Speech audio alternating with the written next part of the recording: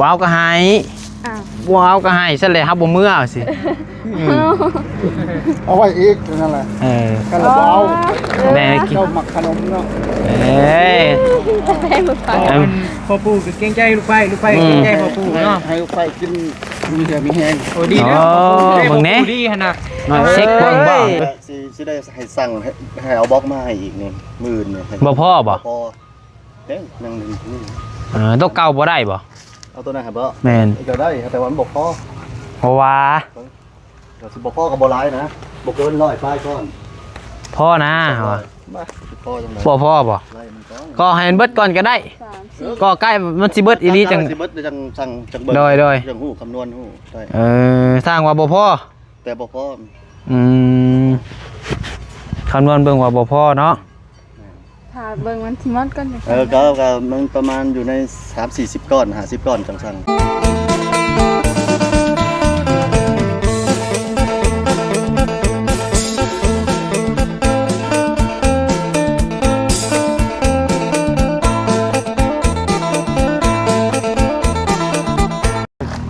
เข้าอีกนะ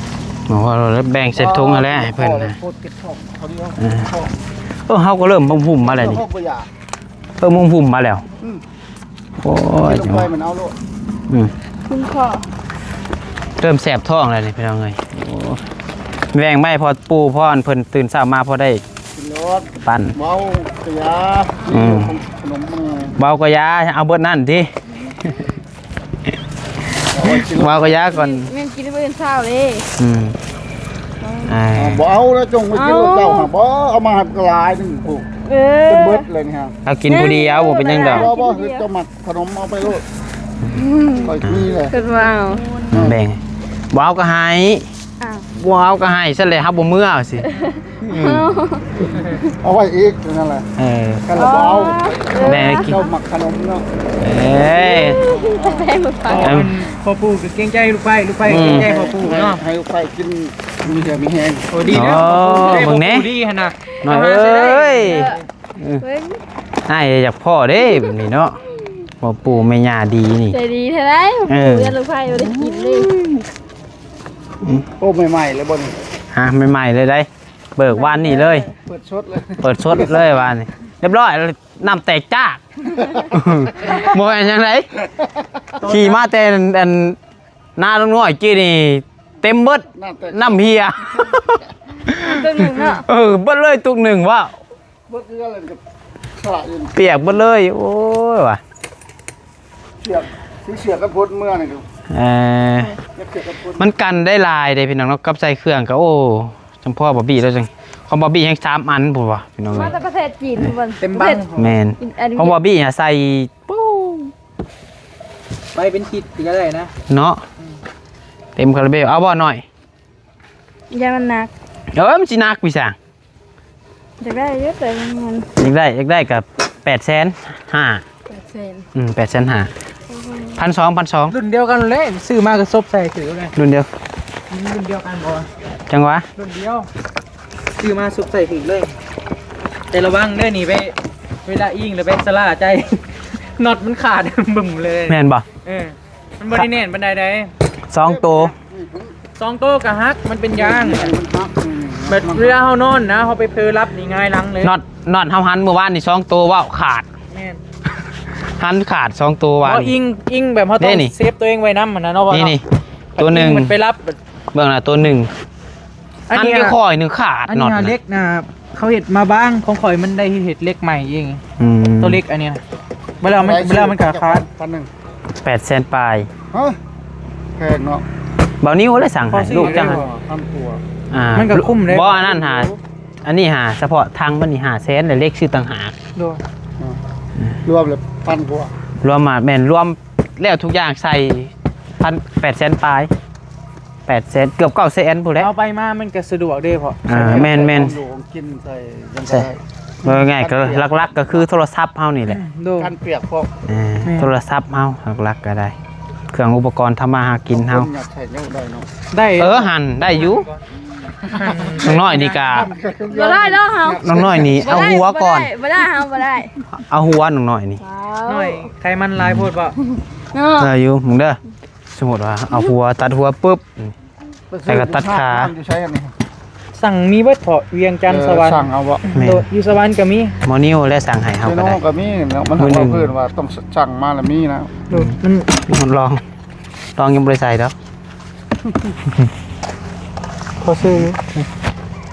เด้ของเจ้าก็มีเหมือนกันให้งามเนาะ ลายมังกร ลายมังกร เอาว่าหน่อยได้อยากได้ตัวเบกซื้อกับ เดี๋ยว พอ นี้ น้ำพอ เห็นลายเด้เป็นลายพระเจ้าก็ใส่ไว้นี่แล้ว ขอน้ำ แม่นมันสะดวกสบาย ขอน้ำ ข่อยก็บ่ฮู้ช่วย เจ้าอยากได้บ่สมมุติว่ามีเงินเจ้าอยากได้บ่เจ้าสิใส่บ่แหละ ใช่ บ่แบบเจ้าไปให้ไปหน้าก็เอาของกินของโยงกินยาใส่นี่ก็โอเค น้ำมา นะ กันเนาะฝนตก แต่ว่าคัน แม่น ยังขับรถบ่เก่งบ่ใส่ก็ได้ก็ถ้ามันนักบ่มันก็มีส่วนอยู่ โดยก็น้อยหนึง มีส่วน แต่เอาไปแล้วเฮาสิ้นก็โอเค แต่ ก็ ต้อง บ่ได้ ขับ ถึง เก่ง ขั้น กว่า ว่า นี้ สิ ก่อน นะดอกบ่ซ้ำซ้อนคนดอกโอ้ยเนาะ โอ้ยปั้นของใหม่ใหญ่ ปดไว้อย่างนั้น เอ้ยว่าพี่อยากได้คม อย่าเฮ็ดจะคมแห้งไรชั่วแท้อันนี้ ขอโทษเลยล่ะ โอ้เบิ่งจุดบาท โอ้ ได้เด้ ไม่ ฮะเบิ่งมือน่ะชื่อแต่ว่า800,000พูน เป็นแทนปลายพุ่นเนาะ 800,000ปลายพูน คักๆอันนี้มันการนี่มัน กามัน กาเวียดกาจีนบ่กาคนกาภู ข่อย เขา ก็ติดบ่เป็นติดหมวดเลยข่อย เป็นสติกเกอร์มาบ่ แม่นเป็นสติ๊กเกอร์มาติดเองได้อันนี้นะที่แรกข่อยเบิ่งบ่ออกโอ้โหโพสต์ก็ติดอันนี้เนาะก็เปลี่ยนใหม่ ติดอันไปได้ ติดเสลียงแม่ข่อยเบิ่งบ่ออก ขับรถ เออบ างคนเขาบ่อยากติดใส่ก็หาแบบสติกเกอร์เด้ทีมงานมาแปะเต็ม แม่นมันบ่มีสติ๊กเกอร์ติดบ่ติดผลบ่งามเลย ไม่แหละบ่ติดบ่งามเป็นทางสีดำแล้วล่ะ เลย แต่วันนี้มันก็โดดเด่น โหลด กาพอใส่อยู่ไปพี่น้องกามันสะดวกสบายมันเฮาไปไปนี่กาเหมาะที่สุดแล้ว แม่น ในการเดินทางของเฮาอะ อืม เป็นไง เห็ดจักใหม่แพงบ่เห็ดจักใหม่เจ้าเคยเห็นนะ โอ้รถคอยเบิด บ่รถ เกือบ รถจักร 6,000 ธรรมดานี่เลย แม่น รถจักรธรรมดานี่ ก็คันนี่แหละ คันนี้ฮะเห็ดแล้วบ่ 6,000 บาทเฮ็ดแล้ว เออ แต่ว่าของข่อยมันมีปั๊มติ๊กอะหยังน้ำแบบเปลี่ยนปั๊มติ๊กน้ 6,000 กว่าบาทผู้4-5 ล้าน ำโอ้ รถค่อยๆถามมาพุ่นเอาว่าล้านปลาย ใส่ลูกสูบใส่อะหยังวะลูกสูบแล้วก็ขวานไม้ก้านไม้อิหยังหั่นแหละ ใหม่เบิด แม่น 6,000 กว่าบาท มันเละ ผู้ เบิ บ่ ดเลยเด้รถข่อยตะกี้แล่นได้60นึง เดี๋ยวนี้แล่นได้เท่าใด ประมาณ100ปลาย คือเก่า มันก็ จะเฮ็ดจะโดนแล้วบ่ เฮ็ดบางช่วงน่ะเด้ช่วงใดนี่นะช่วงข่อยบ่ได้มาเวียง 3-4 มื้อหั่นเด้ ช่วงกันพอเบลเซียนะบ่กูก่อน ประมาณนั่นแหละประมาณช่วงนั้น อืม ก็มันก็จบเลยบัดนี้เอาไปไทยกัน เลย บอกความหมายกะมันมีคือกันโตล้านปลายนะแต่มันบ่จบไทยจบก็คือแบบให้มันนาเลยนะ มันขึ้นกับรุ่นอีกที่บ่รถ แม่น คือรถข่อยนี่มันควันได้ซื้อมันกับเรื่องแห้งอะแห้งแต่มันควันได้ซื้อ เพราะรถข่อยมันมีแผ่นคาดมันยังหิกเบียด แม่น แบบสาหัสเลยนะกันเป็น อั คนกัน มันเวฟแล้วล่ะเนาะ โดย บ่ปานใดดอกเพิ่นว่าลิงตามเพิ่นว่าเฮ็ดอิหยังใหม่ นี่ ข่อยเบิ่งคือสิได้เฮ็ดแต่มันควันซื่อหั่นนะมัน เปลี่ยนแวนเป็นหยังมันนั่นแหละ แม่นเพราะว่าโซน้อยซั่นก็หาก็เปลี่ยนปานใดสิได้รถใหม่คือน้องน้อยเนาะ เนี่ยรถใหม่คือน้องน้อยหายบ่หายน้ำตาออกเลือดก็บ่ได้ได้บุญเฮาบ่คือกันพี่น้องเนาะ โดย บุญคนเฮาเฮ็ดมาอ้ายพุ่นแหละสิเอารถ4ตีนบัดเดียวเลย พา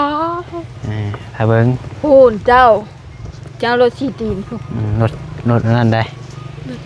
10ล้อ เดี๋ยวสิบ พู ล้อน 10ล้อ 10ตีนเลย พูนสิตีนพูนเนาะบาบี้ เหมือนบอกบ่พ่อบ่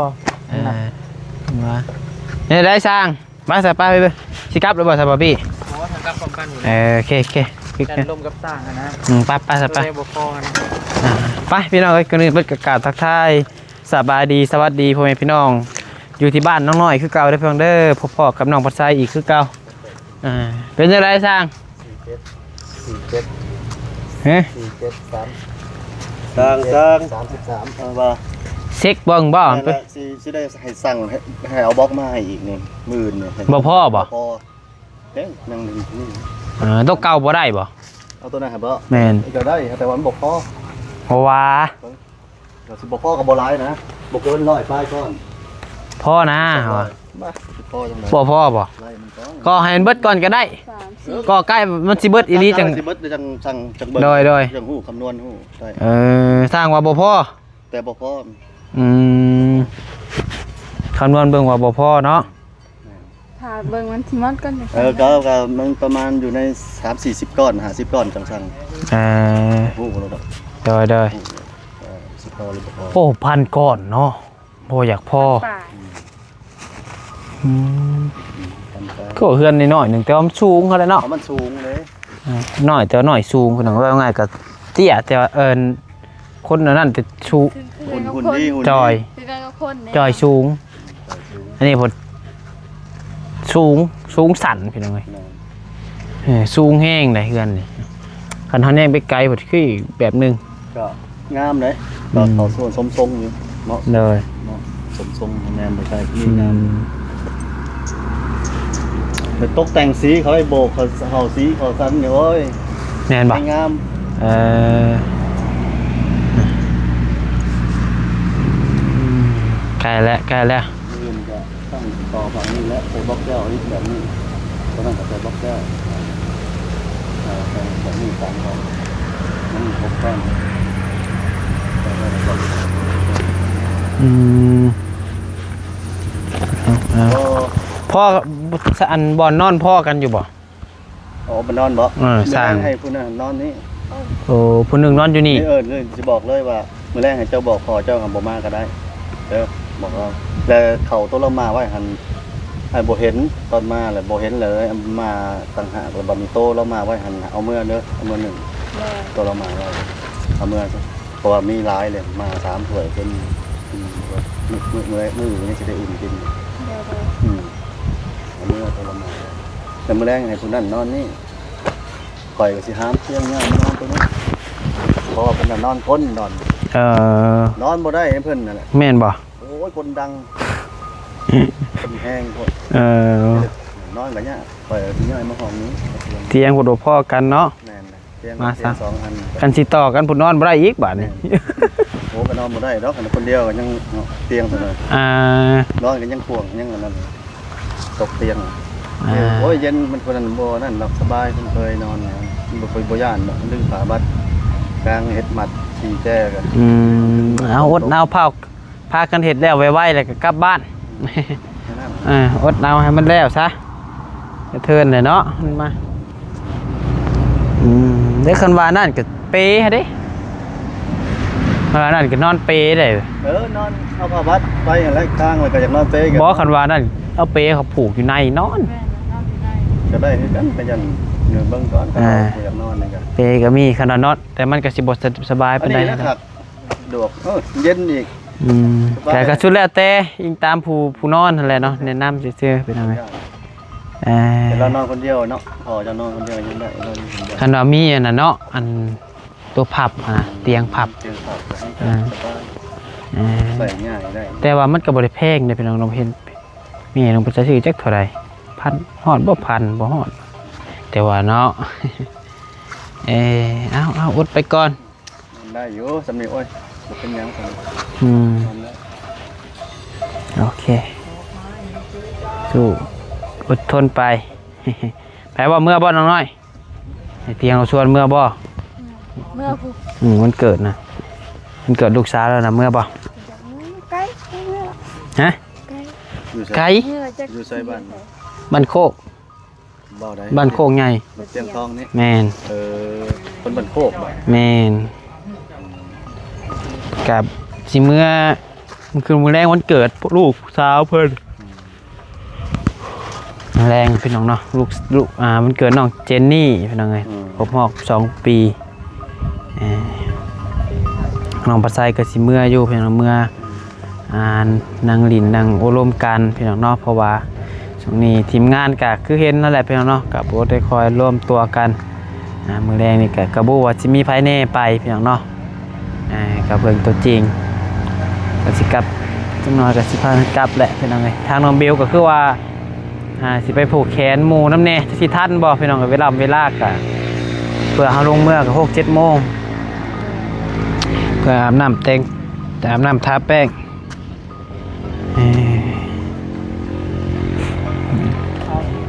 อื่นเนาะ แม่ เรื่องเงินเรื่องซ่าน แล้วกันลงมือแล้วมืออื่นเฮ็ดต่อแล้วมือก็แล้วแล้ว ยังเหลือจักพา1 2 3 4 5พา แล้ว คันว่านั่นก็เนาะเศร้าคนหนึ่งเศร้ามื้อหนึ่งคนละ2 พาบ่ได้บ่ คันมีคนอื่นผสมปูนได้เด้มื้อหนึ่งคนละ2 พามื้ออื่นหน่อยอยากแล้วบ่แล้ว ได้สิได้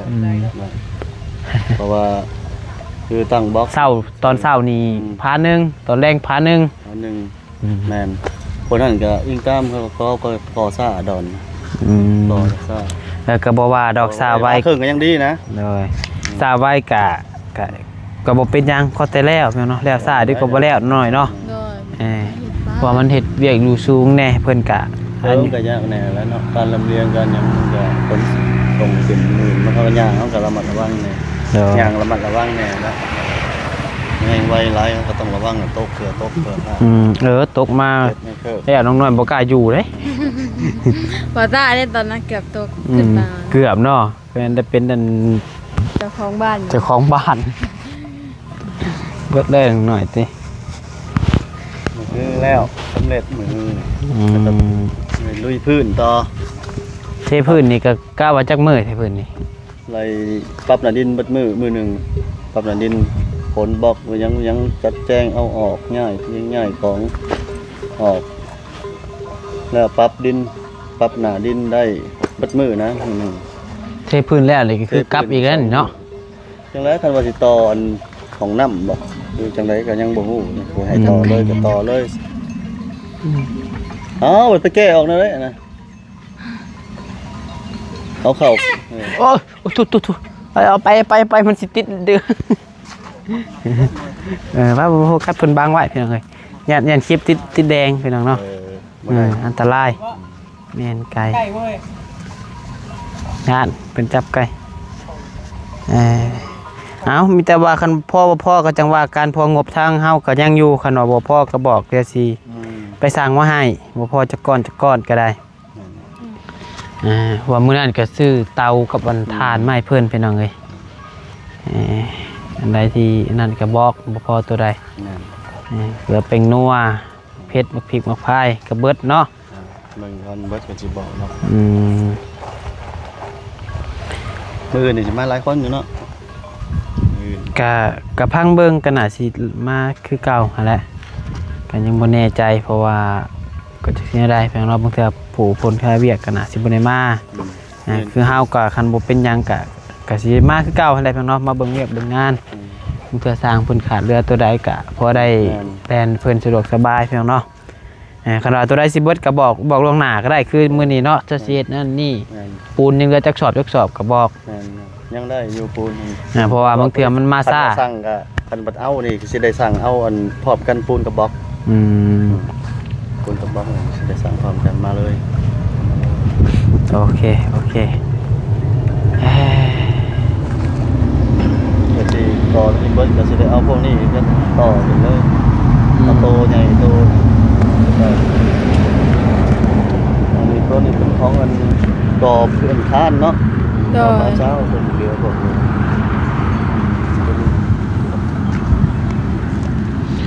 พี่น้องเนาะมีแต่ว่ามืออื่น จังแล้ว เพิ่นสิดำเนินการต่อเนาะเรื่องเรือนซานของน้องน้อยมื้อนี้ก็ถือว่าง่ายกับพัก2มื้อเดี๋ยวหยุด2มื้อหยุด2มื้ออื่นเพิ่นสิลุยต่อพี่น้องเอ้ยไป จังแล้ว โดยไปโดยสู้ๆอดทนให้น้องน้อยครับ รถเก่งรถห้าว นี่ได้รถเก๋งนี่บ่ความฝันตัวเองได้รถเก๋ง รถห้าวได้ ให้รถเจ้าก็อยากได้รถเก๋งแบบนี้เนาะสิแหละพี่น้องเอ้ยเนาะคนเฮาบ่มีคำว่าสิ้นสุดบ่มีคำว่าเพียงพอได้แล้วอยากได้ไปหนาได้เลยอันนี้บ่แม่นว่าเจ้าเด้ออันนี้คือเว้าเพิ่นเอิ้นได้พี่น้องแบบคนเนาะมนุษย์เฮาทุกคนนั่นแหละบ่ได้แม่นแต่ว่าน้องน้อยบ่ได้แม่นแต่น้องบ่ใช่ดอกพี่น้องเป้าหมายชีวิตของแต่ละคนนี่1 อยากได้เฮือนสองอยากได้รถขี่สามอยากได้ครอบครัวที่ดี ได้ครอบครัวที่อบอุ่น แมนสี่ได้รถจักรแล้วจะได้รถใหญ่ได้รถใหญ่แล้วอยากได้ที่ดินเพิ่มได้ที่ดินเพิ่มแล้วอยากได้เฮือนเพิ่มบ่มีวันสิ้นสุดนะพี่น้องเนาะนอกจากว่าตายไปจากโลกนี้ แม่นเลย จังสิพ่อ โดย บัดนี้เฮาตายไปก็คือว่าแหละมันเอายังไปบ่ได้ แม่น คือเฮือนซานที่เราเคยเฮ็ดเคยสร้างมานี่ก็เป็นอดีตเป็นอดีตไป โดย และมีแต่ว่าอยู่กับความเป็นจริงเพียงเนาะมีสำไรก็กินสำนั่น โดย มีสำไร พริกบ่มีเกลือบ่ โดยมีสำไรก็อยู่แบบนั้นเพียงมีแบบใดอยู่แบบนั้น โดย มีแบบใดกินแบบนั้นพี่น้องเอ้ยว่าซั่นซะคะแนนว่ามันบ่มีวันเพียงพอคือว่าวอะไรพี่น้องเอ้ย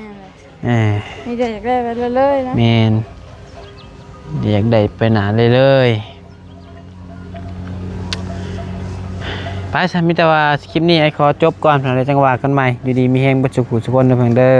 ขอบคุณในไลน์ที่เข้ามาชมและเป็นกำลังใจทั้งน้องพัดไซโดยตลอดมาพี่น้องเอ้ยส่งมันร่ำรวยไปก่อนสบายดีโดย